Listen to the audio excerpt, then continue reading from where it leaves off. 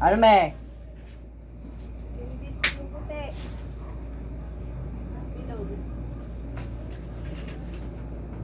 Ayusin mo, huwag masyadong maliit. Yan, tapos ibahin mo pang French fry, tapos cube. Oh. Yan. Oh. Ang guro at ang estudyante. Uy!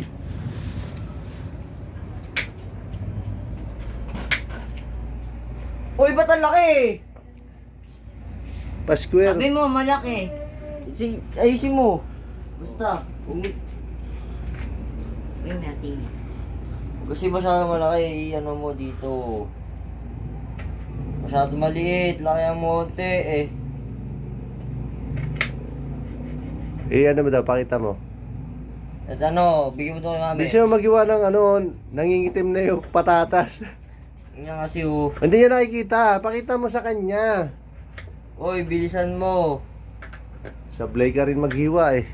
Ba't ka magtulong kapatid mo? Basta, yan laki.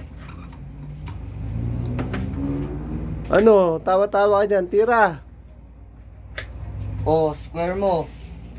Paano hiwa? Ganyan, pwede. Ano nangyari sa patatas, ba na lang natira? Ewan ko. Balik na. Napakalaki ng mga hiwan. Patapas lang. Si Kuya nag-hiwa. Uy, di ako. Bukas pa kayo matalas mag-hiwan. Paano magiging cubes to? Laki ang monte, onti lang, kinakain mo. Huwag yan yung malaki, adjust onti, maliit. Ay naku, mangingitim na yung Bakit kasi- patatas. Ano? Parang hindi na kaya ng patatas ah. Masyadong manipis, Clark.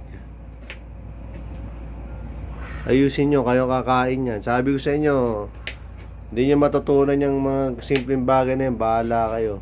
Ah, si Clark.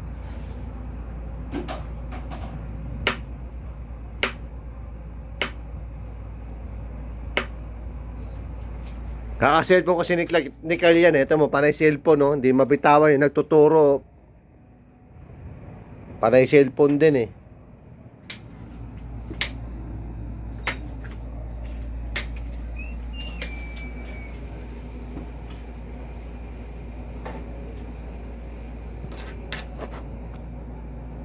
Tama, wag mo nang liitan yan. Masyado na maliit yan eh. Dapat kasi pag ginawa ka mo yan, sama-sama na yan. Hindi yung pantay.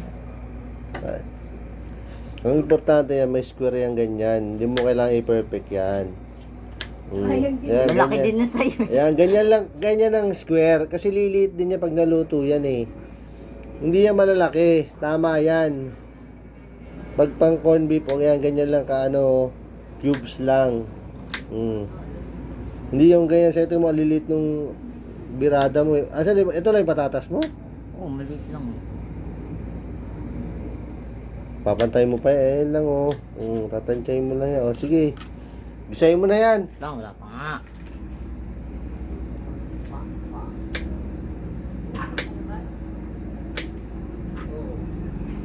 Gutom maabutin nyo talaga. Hindi kayo marunong magluto.